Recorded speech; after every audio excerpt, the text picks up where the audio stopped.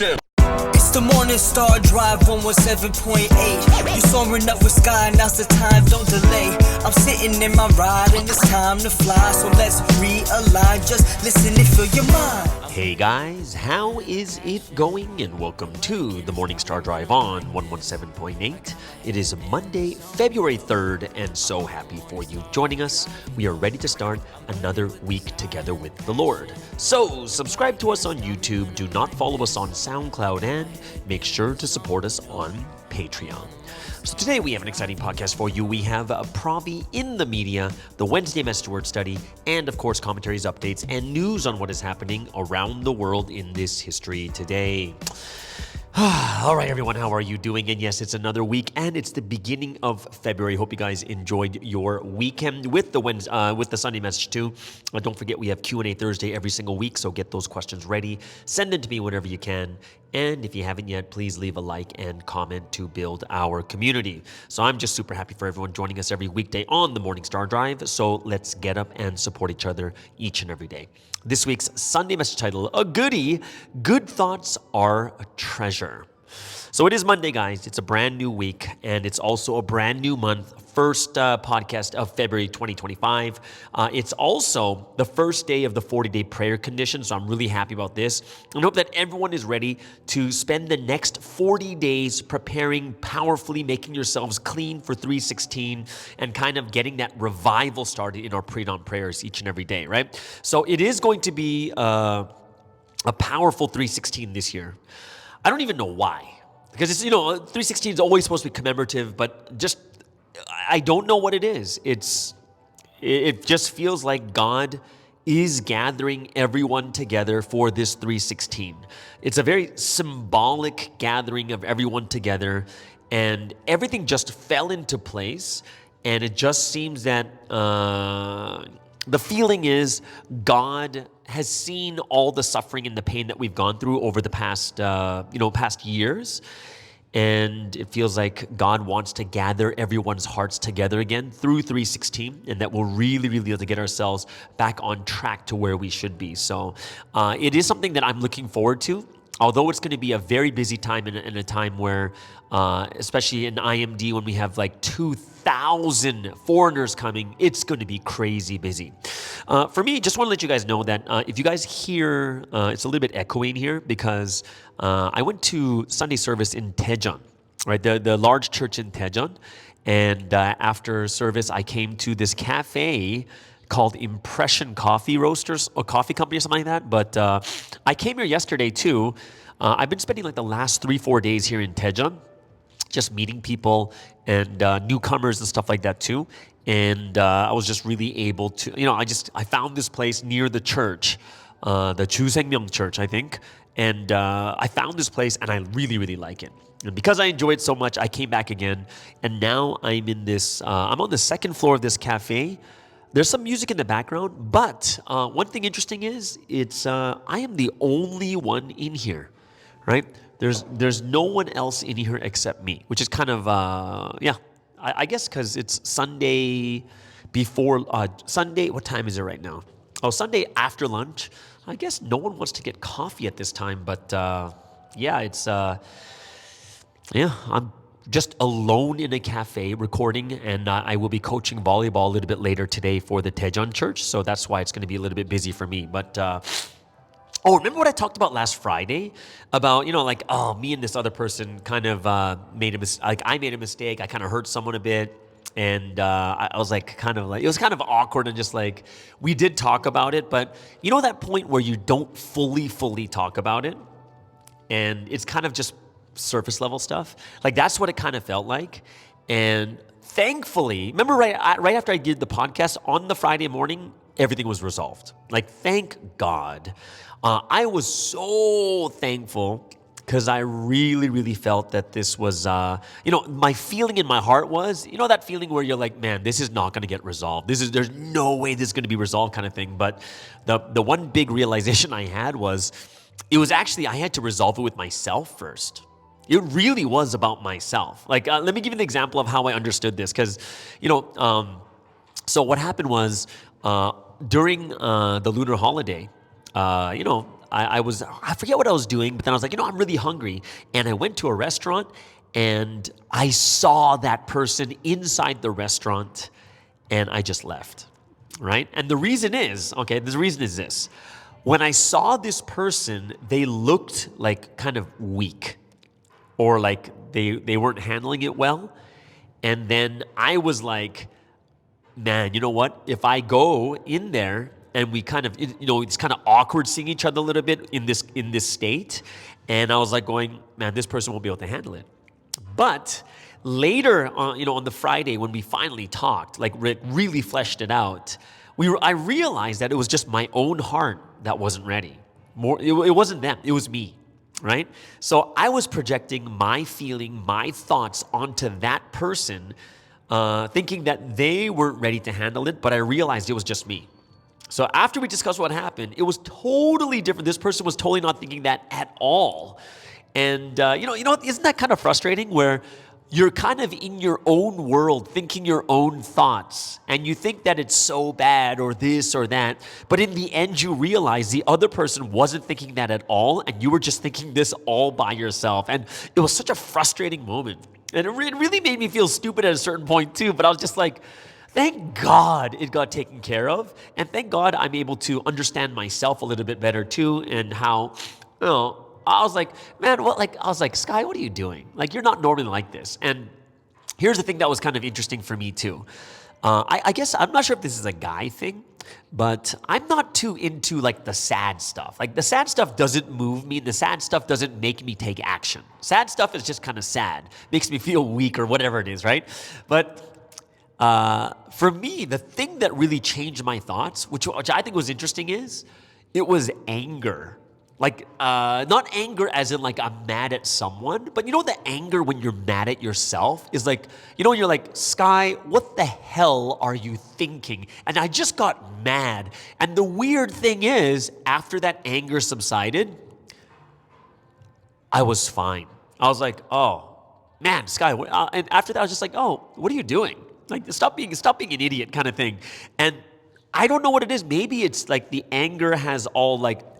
having that anger gives me that emotion, like it kind of releases all that emotion. And once the anger subsided, I was like back to normal. I was in my right mindset again. I'm not sure if that's the same with you guys, but that was me. For me, that was actually the thing that changed a lot of my heart, where the other person said something, it made me angry, and then that was enough. I was like, oh, okay, it's done. All the energy or that pent-up emotion is released, and now I can do what I want to do type of thing, right? So, I don't know. For me, I found it very, very cool and interesting just to kind of go through that and look back and see where my heart and my mind was. I'm super thankful that it's all taken care of now, but of course, I don't want, the one thing I don't want to do is to make the same mistake again. I just don't want to make the same mistake. Like, it's just kind of, that's the one feeling you never want to have again. And that's why, I want to, especially in the beginning, you got to tread more carefully. In the beginning, you have to be much more thoughtful, right? So you don't make a similar mistake. Later on when everything fully subsides, I'll tell you guys exactly what happened. And you guys will be like, oh, Sky, you're such an idiot kind of thing. I think you guys would say that to me, but it's not done with yet, but I'll do it much, much later. So, just cause, for the sake of confidentiality for the other person, stuff like that too. But I thought it was quite, now that I look at it, I'm just like, just got to come to your senses kind of thing. So, so I've been here in Daejeon, and, you guys, I had like podcasts with Wanchon and stuff, but his brother's here, Chris. So I've known Chris since he was a newcomer also. Very, very cool. But we had this great conversation yesterday. We talked for like 3-4 hours.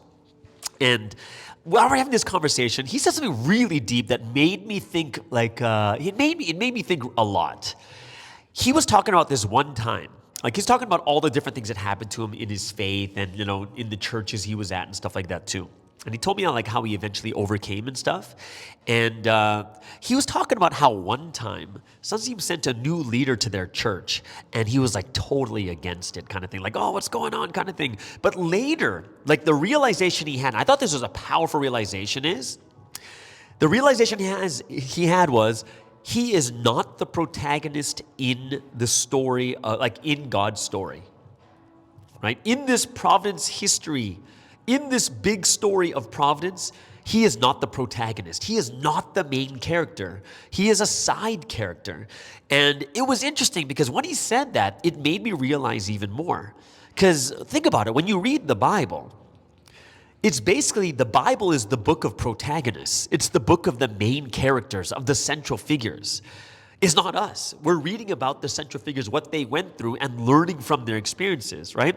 It's a book of God pointing the way to the main character in the story of God's history. Basically, the one he sends.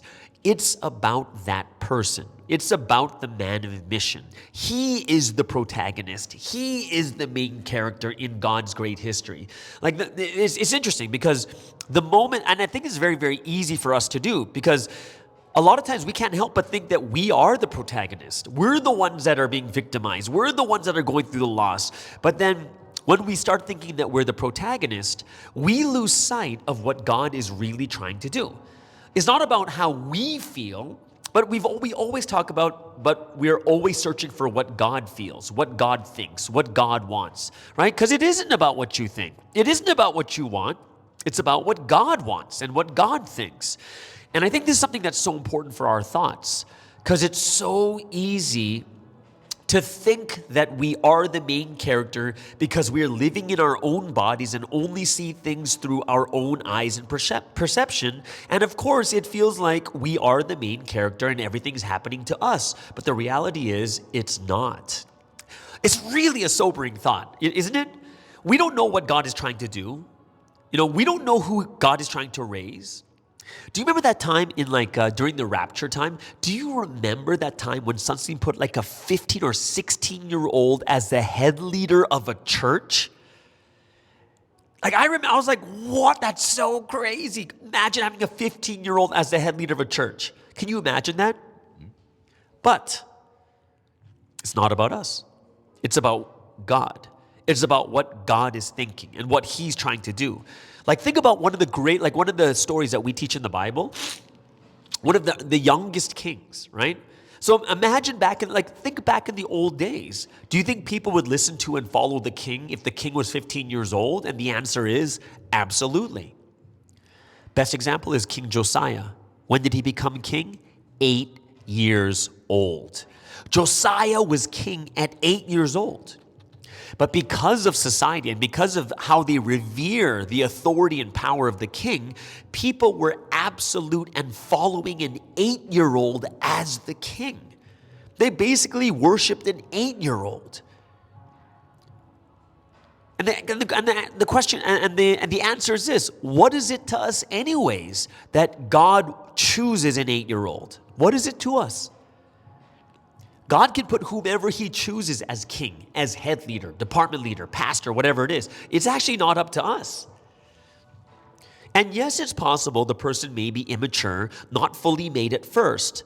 But our role as the side character isn't to judge God's decision, but it is to uphold his power and authority, that no matter what anyone thinks, we follow God absolutely and never back down and support what God truly wants and fulfill what he's trying to fulfill, right? How do we know that God didn't put that person up? Because this person is going to be so great in the future, and all he needs is good advisors and good people supporting this 8-year-old, this 10-year-old, this 15-year-old, whatever it is. What if we're part of the plan? What if we're one of the side characters that helps to fulfill God's will? That yes, we may not have a great head leader right now, but if we raise this person well, and if we follow what God wants and help this 8-year-old, this 15-year-old become better and better, don't you think that, that could be a will too? The will isn't always a complete product, right? The ambition masterpiece didn't start complete. It started where you had to break down the side of a mountain. The ambition masterpiece crumbled 5 times. Wonmyeongdong was developed over decades. We got to think about that. if that's the case, then we look at what God's will is, we follow the power and authority of what God actually wants, and we help to make God's will get fulfilled. Why? We are not the protagonist. We're not the main character. And when you look at the world right now, who is the main character? Who is the one that we're supposed to follow? It's the one that God sends. We don't know what the will is. We just know what step we're on right now. And yes, it's possible. Remember, also the person who is being sent, right? Like for instance, if someone sends a head leader to your church, we do our best to support with all our heart regardless of what we think because it's what God wants.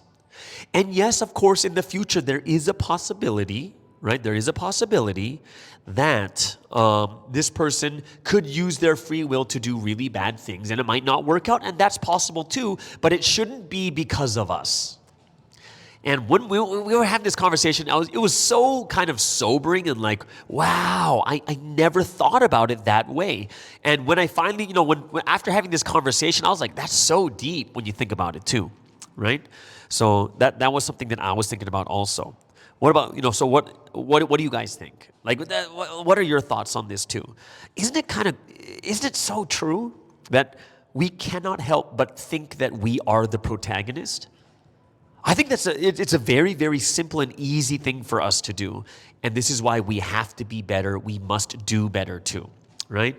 So yeah, so many thoughts, so many things that are coming up to my mind. And I'm hoping that all of us will really have that mentality and mindset that will really get ourselves to realize even more deeply of what we should be doing each and every, like when it comes to God's will, God's work, and what we should be doing to fulfill and uphold God's will too. Right? So that is something that, we had a great conversation for 3 to 4 hours. Like, I had this other friend I was talking to, and it was such an interesting conversation, right? The reason why it's an interesting conversation because it had to do, it had to do with God's will versus human responsibility. And of course, we know that both count, right? And like one of the things that we were talking about, I was talking about with this person was how important it is for people. Like because I'm talking to another guy, and we were both talking about how prepared people should be physically for, like, say, the blessing, right, to get married and stuff, right? And when I was thinking about this, I was like going, yeah, like how prepared should someone be? And the answer is people should be prepared both spiritually and physically. I don't think we can look at that and say that's a wrong thing, right? Like for instance, with a guy, right? Yeah, a guy should be healthy. A guy should have a good job or a decent job or a job in general. A guy should have some savings. A guy should be someone doing basic faith. Like there's a bunch of things that we look at and they all play a big role. They do. Because no matter how much someone says, oh, it's God's will, it's God's will, it's God's will, it's all about God's will. And the answer is, it is about God's will, but here we are in the history of God's will, but other things do make a difference like human responsibility. For instance, if it was only about God's will, then you wouldn't care about anything. You just like, oh God, what you want, if this is the one, I'm going to do it. Or would people care if someone has $1 million in debt? Would someone care if someone had really like quick temper or not a very good character? Does that matter? And the answer is absolutely. Those things make a difference too, right? Where there is God's will and there's also personal responsibility. And like we were just talking about this, but it was quite interesting because of course, number one is God's will, right? We want to be in God's will 100%. But then within God's will, there is responsibility inside of it. And I think that is the interesting part, is understanding that there is human responsibility inside of God's will, right? Which means that as long, like the way Sunstein put it in the past was, if there's a fence that keeps all the sheep in and keeps all the wolves out, the answer is, as long as you're within the fence, you can do whatever you want inside the fence. You know what I mean?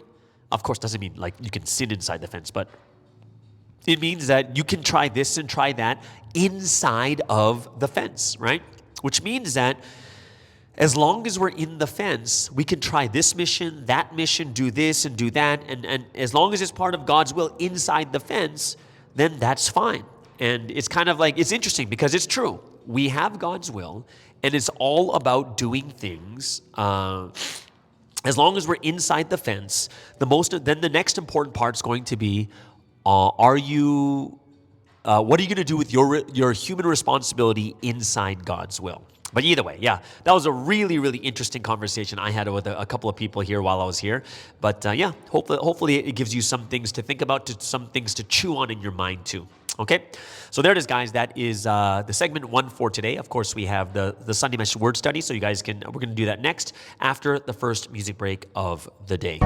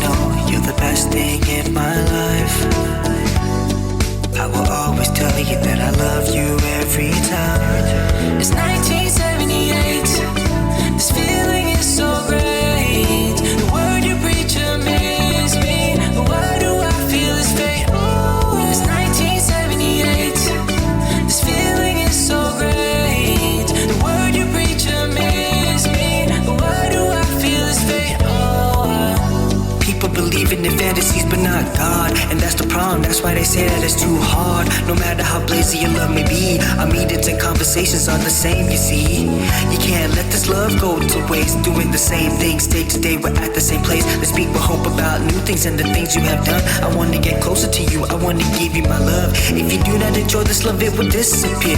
When your thoughts are hard changes, he will take away your blessing. Gotta find your form, find your mission, and just find your blessings. Let's just get back to the old days and find out the temptations. I wanna get to know you, I want to show you that I can give you the word in many places, many spaces. I have seen a lot of people come and go. You're gonna make it, do your absolute best to reach the final destination. Yeah, it's 1978. This feeling is so great. The word you preach amazes me. But why do I feel this fate? Ooh, it's 1978. This feeling is so great. The word you preach amazes me. But why do I feel this fate? Oh, can I get to know you? I just wanna know you. Can I get to know you? I just wanna know you. Can I get to know you? I just wanna know you. Can I get to know you? I just wanna know you.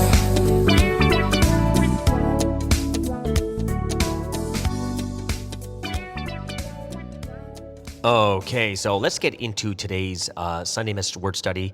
A lot of different things to talk about. Great message. Good thoughts are a treasure. All right, so great message. Hope you guys really enjoyed that. So let's go straight into it. So one of the first things that I looked at that I thought was really important was kind of that intro saying, good thoughts are a treasure. And it means that thoughts that are very good are like a treasure, and it's a revelation telling you to think good thoughts. Do not let your thoughts be idle, and pray deeply while conversing with God every day. And I think those two things in the end are the key parts. Don't let your thoughts be idle, right? Because the idle mind is a devil's playground. And then pray deeply while conversing with God every day. right? So conversing with God every day is not talking just about the pre-dawn. It's talking about almost every single day, right? So I hope that through this week's message, you guys will be able to receive a lot of grace. And of course, as the message tells us all the time, realizing is grace. So we need to realize this message, right? And I like this extra point that was put in by this week's message saying that only when you realize, you start to use it. And this is when you really start to gain, right? So it's like only if you realize will you gain by actually using it. So you need to realize in order to use the word also. So, so there's a lot of things about Wonmyeongdong in this week's message. I really enjoyed that too. And I think one of the big things that it was kind of shocking is the biggest gemstone in the universe is the earth. So isn't that kind of, it's wild where you're like, from God's perspective, planets are gems. And technically speaking, when you look at like the planets, their core, right, it is a giant gemstone, right? Of course, it has some moss and it has some water on it and stuff like this, but ultimately, these planets are gemstones in God's perspective, right? It's a treasure to God. And then, the message miniaturizes it and says, and each person created in God's image and likeness, we are also treasures, right? And it's saying that, that human beings are like the biggest treasure of all, right? The biggest treasure, eternal treasure, highest value, right? So, and then there's this one point that it said in the end that I thought was really good was, if you are really a treasure and if you want to shine, right? So when you look at like different gemstones and diamonds and rubies and stuff like this too, what's interesting is you need to polish it to shine it. But for human beings, what does it mean to polish us? How can we shine? And you have to be used. And I think that's something that's very, very powerful, because if you think about it, when do people shine the most is when they're using their skills. When do people shine the most? When they're doing the thing they're really good at. That is the polishing, is we need to actually do it so we kind of shine in that way. There's another point that I was thinking about too is, when it comes to shining, the polishing, well, basically it just means to not just use yourself, you have to develop and beautify yourself so that you can, you're able to shine in the proper way. So there's another point that I thought was really, really good too, was talking about looking at the big picture, right? So when you look at God's history, it's technically one history, but we split it up into 3 points so it's easier for us to understand because we split them up, right? But technically speaking, it's only one history. Like, you don't need 3 triangles. You just need one big triangle, and that's all of history, constantly getting better and better and better and better, right? And of course, we split things up so it's easy to digest and understand. But when it comes to history, right, you have to look at the big picture. Like, and remember the chart that was shown about the Old Testament, New Testament, Complete Testament too? Like, it's that big. So when you look at the big picture of history and take a look at the new people that he sends, or people he sends from the previous history. So it's like God sends someone in the previous history and sends someone in the later history, right? So someone different. But the spirit of the person who lived in the past returns, and the body of someone who will act with the same mission and shimjung comes at the same way, right? And this is basically the resurrection through the second coming, right? So I actually never heard it that way, the resurrection through the second coming, because what does that mean? It basically means that people are able to resurrect or come back to life, not literally, but it's their spirits that come back through another person's body, which is not, obviously it's not talking about reincarnation, but it's using someone else's body. So I thought that was kind of cool. When you look at it, when Sensei keeps talking about Wonmyeongdong and stuff like that too, right? We've heard about the Jamyuan before, and I did this whole segment on the Jamyuan also in the past. But of course, it's talking about this Jamyuan is supposed to be like the best royal site and stuff. And what I found that was kind of cool there, because and the reason why it piques my interest, because Wonmyeongdong is a place that if you live there, you will be blessed whether you live in it or leave it, right? So for me, I'm just like, ooh, I should kind of try to live longer in Wonmyeongdong so that I'll be blessed while I'm there, or whether I leave, kind of thing, right? And I think that's kind of true, because there's a lot of people that come to Wonmyeongdong to work, and a lot of people come to Wonmyeongdong to to live there for a little bit, and after they leave, they're changed. They've lived in the Holy Land for that long, and later on, it affects them too. Like all the stories or the work that they've done, it changes them. Like I've heard stories of second gen who work in Wonmyeongdong, and they change. Like, wow, this is what it means to live in the history, right? So I thought that was a very, very good point. Another great point was why people in the past who did feng shui, they couldn't see Wonmyeongdong as such a great auspicious site. And the big point is because they searched for it without developing it, or they only did minor developments, right? And but it's when you even look at Wonmyeongdong too, if you want to see how great it really is, it has to be developed, which is the same as us. When we look at ourselves in a very raw form, there's only potential, but there's no actual result. And what we need to realize is we need to reach that next level, right? We need to get to that point where we're not just a raw form, but we are actually developed and made so that we are seen for the full light that we actually had, right? So it's very, very interesting. And did you hear that point that I thought was kind of cool too? Is the Trinity creates both people, big people and small people. Big people used in big ways, small people in small ways, according to their individuality. Which means we're created for a certain role. We really are. Which is quite interesting, because it makes me think that, I think we should be, what's that word, to try to ambitious. We should be ambitious. And we're going to be used for our role, what we've been created for. Some for big purposes, some for small purposes. It reminds me of, what's that verse? Was it in 1 Timothy? What's that verse that talks about, like, in a house there are like large and small objects? What was that? 1 Timothy? I forget what it was, right? And some will be used in noble ways and some in ignoble ways. And it really depends on what you do, right? So I thought that was kind of cool too. And it made me think more deeply of, what are we actually looking for? Like, what are we really, really looking for, right? But here's where it gets interesting. So the Trinity creates people in big and small ways, right? Big and small ways. But when you look at the biggest person, so if we realize and recognize that the Trinity made big and small people and people used in big and small ways, then we need to also realize that there is someone chosen to be the biggest person, which is the King of Kings and Lord of Lords, like Jesus.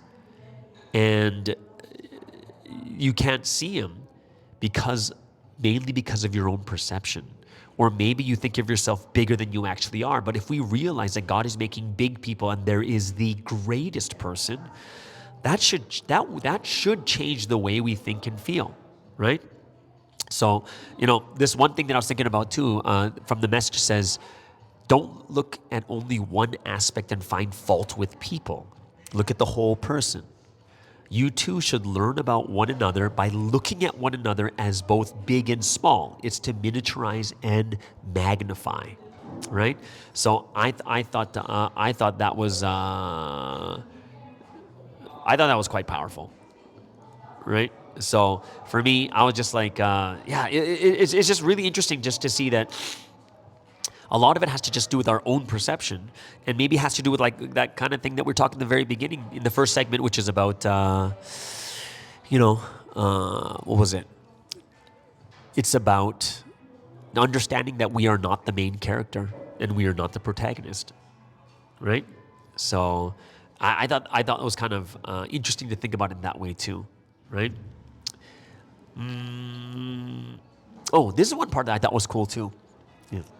It was like, if you look at something from far away, you can't see it. But if you look at a big area up close, then you can't see the great shape, right? So people too, if you look at a great person as being ordinary, right? Then that person will seem small and does not look great even if you look at them. So what does that mean? So looking at someone ordinary is compared to looking at an area from far, far away because it looks small, right? When you look at anything from far away, it looks really, really small. And then on the other hand, you can't see a small person as big, even if you look at them as being big, right? Which means that you might, the second part is if you look at a big area up close, you cannot see the great shape, which means if you're too close to someone, you might not see the true shape of them. They may not be as big as you think, right? So there's a lot of different things that made me think about my relationship to God and my relationship to Sunstream and to each other. Like that's something we should be looking at a miniaturized scale too, right?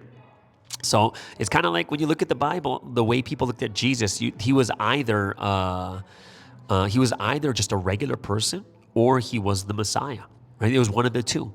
And the cool part about the message said is the people who recognize and realize Jesus as the Messiah, their physical nature dies. That is interesting. Self-centered, power, authority, physical nature, arrogance, ignorance, all these other different things, it dies when you realize who the one is, right? And it's when you really realize is when you have the right mind, the mentality, and the heart, right? And it's kind of like you're going to see what eventually happens is when people are really realized deeply and they're close and they're spiritual, what happens is they die to their physical nature, right? Their own self-centered thoughts. But it's when they start to fall far away from God, what happens, right? Then once they fall far away, then their self-centered thoughts come back. Their pride and mentality comes back, and they eventually leave too, right? So I think it's something that it's about knowing. And there's one great point in the message too. It says, imagine you have a solid rock, actually a solid piece of gold, but painted like a rock, right? So if you know that the painted rock is actually a chunk of gold, right? What happens? All your assumptions, your assertions, your pride, your ideology, your arrogance, all that dies because you know. Then your ignorant thoughts die, right? Because you know what you actually have, right? So it's really about, if we want to kill the physical nature and the way that we think, our own thoughts, it's about realizing and knowing, right? Knowing God, the Holy Spirit, Jesus, the man of mission correctly, and then this is where we die to ourselves, right? And I think it's true when we see what's happened over the last couple of years also, right? So I hope that we can always be listening to the words deeply and powerfully, and we can be those that really get our hearts and our minds to be so focused that our physical nature actually dies, right? So one of the end points that I liked is when Sunseem said that the time we're living in right now is the best and most optimal opportunity, and that's why take action with courage. Because even though the times are treacherous and there's so much wickedness, be strong because God is always with you. So don't worry, but triumph over the brief difficulties. And I thought that ending was a powerful ending. And of course, Sunseem says, be harmonious, right? Speak compassionately and live treating one another as well as you would treat your guests. Always be peaceful and harmonious. Do not be discouraged. God has already blessed us to prosper. We need only to go to the end, right? So, yeah, a lot of different things to think about, and I thought it was something that that ending point was just a great wrap-up for the Sunday message too, all right? Either way, so I hope it's something that you guys enjoyed, the Sunday message word study. If you have any questions or any comments, go ahead and leave in the comments below. We'd love to hear what you guys think. So before we get into Provi in the Media, let's move into the last music break of the day.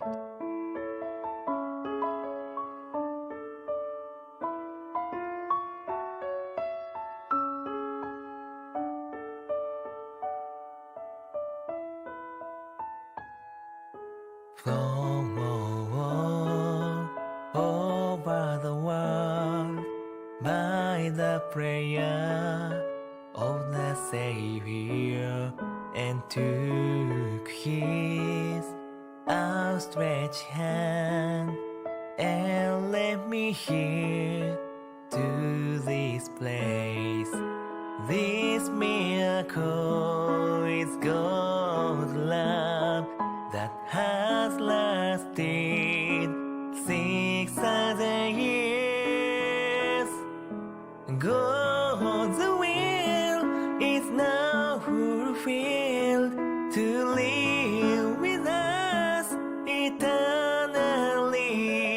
I love you without my heart will alive.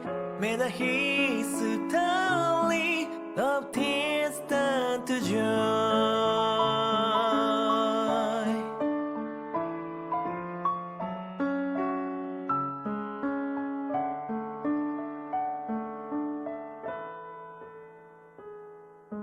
When I feel the Lord by my side, my heart will be stronger.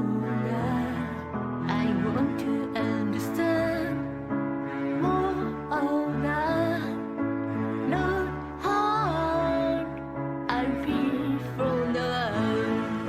I wish my passionate heart will reach you beyond the sky. Lead me the moment with you. This shining day will never come back.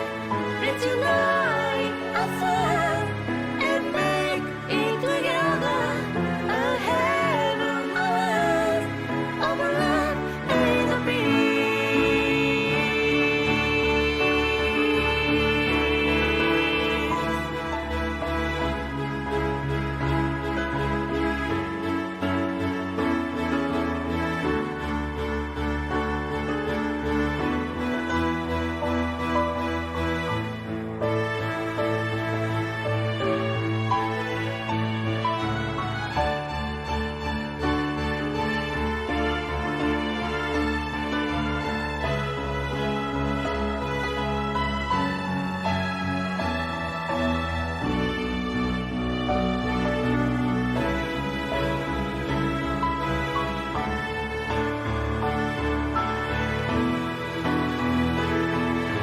God's will is now fulfilled to live with us eternally.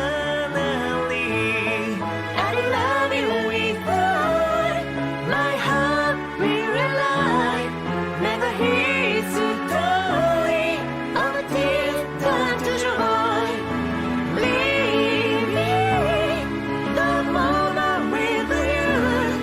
This shining day will never come back. Let's unite ourselves and make it together a heaven on earth of love and of peace.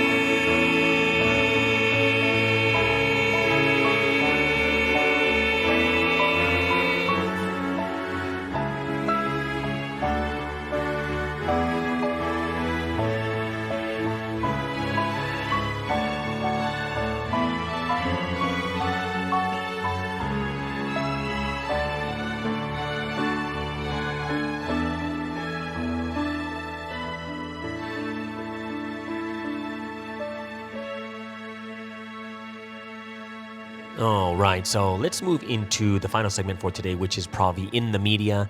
And at the moment, of course, we do actually have a trial, a trial tomorrow. So it's going to be on Tuesday in Korea time. Is going to be continuing of the other trial that's still happening. So please pray for the trials to go well. Please pray that everything goes according to God's will. But most importantly, right now, we do have the 40-day prayer condition that is starting. So I hope that everyone can really be full on into it. So most importantly, we'll all be ready for 316 cleanly and powerfully. All right. So there's, guys, that is the end of Provi in the media. Hope you guys enjoyed it. Just remember tomorrow's trial. So please pray for this as much as you can. And then we'll see you guys again tomorrow on the Morning Star Drive on 117.8. It's the Morning Star Drive 117.8. You soaring up with sky, now's the time, don't delay. I'm sitting in my ride and it's time to fly. So let's realign, just listen and feel your mind. I'm burning with desire and the passion. Nobody can stop me when I'm like this. I got my head in the zone, you know. I'm on the Morning Star Drive, you know.